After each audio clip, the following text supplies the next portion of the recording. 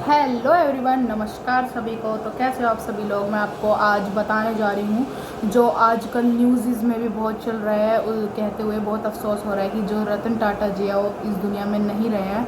अगर आपको नहीं पता तो आज मैं उनके बारे में जानकारी आपको दूंगी कि रतन टाटा कौन थे। मैं उनके बारे में बहुत सारे जानकारियाँ दूंगी। मैं आपको बताऊँगी कि मैं क्या क्या।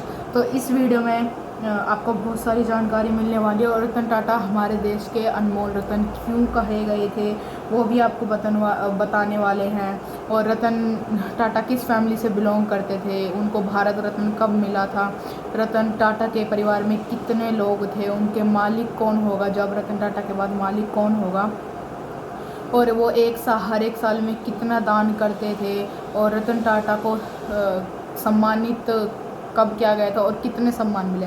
आज सारे जवाबों का हल यानी आंसर आज मैं इस एक छोटी सी वीडियो में देने वाली हूँ।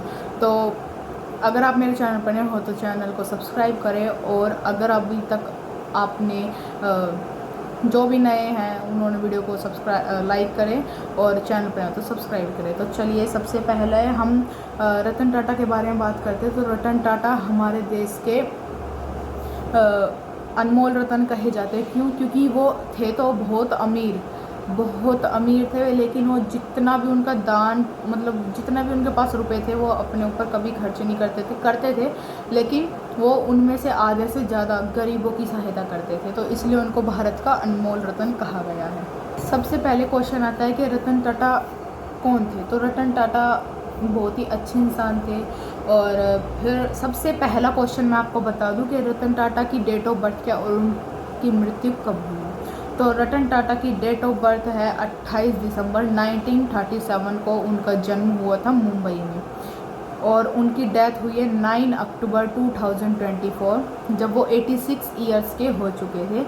उनकी death breach candy hospital trust में हुई थी, जो कि मुंबई में है। तो कहते हुए बहुत अफसोस हो रहा है उनकी डेथ कैसे हुई थी। तो अभी सेकंड क्वेश्चन है कि उनकी डेथ कैसे हुई थी। जो रतन टाटा जी हैं उनके डेथ इस वजह से हुई थी, जो उनका ब्लड प्रेशर था, बीपी था, वो गिर गया था, वो डाउन पे चला गया था। जो उनका ब्लड प्रेशर बीपी है, इसलिए इसी वजह से उनका निधन हुआ था, उनकी मृत्यु हुई थी। जो कि कहते हुए बहुत अफसोस हो रहा है, क्योंकि वो हमारे भारत के अनमोल रतन थे। वो कभी भी घमंड नहीं करते थे, वो हमेशा गरीबों की सहायता करते थे, गरीब बच्चों की सहायता करते थे। रतन टाटा जी इतने अमीर थे कि उनका जो नाम आता था ना, जो पूरे वर्ल्ड की जो टॉप लिस्ट में जो दान करते हैं उनका नाम आता है ना, उनमें उनका नाम भी आता था। तो जो उनका टाटा ट्रस्ट की कंपनी चल रही थी, उनका बहुत बड़ा हिस्सा उन्होंने योगदान दिया था गरीबों की सहायता के लिए। उन्होंने 66% हिस्सा दान में दिया था, अरबों खरबों रुपए उन्होंने दान में दिए थे। तो इससे आप भी गरीबों की सहायता करें, क्योंकि वो गरीब लाचार, उनको बहुत दुख होता था, उनको एक सम्मान मिलने वाला था, लेकिन उनका जो पेट डॉग था ना उसको बीमार हो गए थे, इसलिए वो उसको ठीक कराने के लिए अमेरिका भी नहीं गई थी अपना सम्मान प्राप्त करने के लिए। क्योंकि उनके लिए उन्होंने बहुत सारी चीज़ें खुलवाई, जैसे कि डॉग्स का हॉस्पिटल खुलवाया।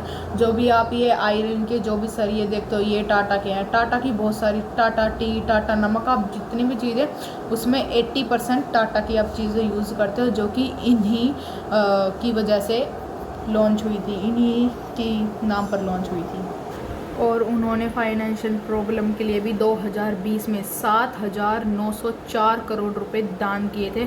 यानी आप अनुमान लगा सकते हो कि वो हर दिन में 22 करोड़ रुपए दान करते थे, जो कि बहुत बड़ी बात है, बहुत बड़ी रकम है 22 करोड़ रुपए। क्योंकि वो गरीबों की सहायता करना चाहते थे, बस और कुछ नहीं है। वो इतने दानवीर थे, मैं क्या ही बताऊँ, आपको तो पता ही होगा। वैसे उनके लिए हम जितना ही कहें ना उतना ही कम है। उनके जैसा दुनिया में कोई है ही नहीं, या तो आप ये भी कह सकते हो क्या, कोई है ही नहीं उनके अलावा दुनिया में जो इतने अनमोल रतन थे हमारे। अब बहुतों के मन में ये भी सवाल चल रहा होगा कि रतन टाटा कंपनी के मालिक अब कौन होंगे। तो रतन टाटा कंपनी के मालिक होंगे नोएल टाटा, जो कि 67 ईयर्स ओल्ड के हैं। अब वो ही सारा कारोबार संभालेंगे, उनकी जो भी कंपनीज़ है वही सारा कारोबार संभालेंगे। जैसे कि आपको पता है कि अब नोएल टाटा बहुत ही, अब उन्हीं को ही ये पावर दी जाएगी। वो भी ऐसा ही दान पुण्य करते रहेंगे। जितनी भी टाटा की कंपनियां उन सब के हेड होंगे, और दोराबजी कंपनी के भी वो हेड होंगे, जो कि है नोएल टाटा।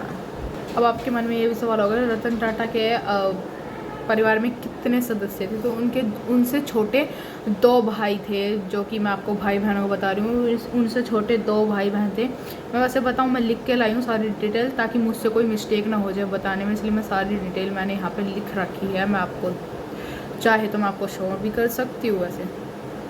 वैसे क्या करूँ, वैसे मैं बता रही हूँ।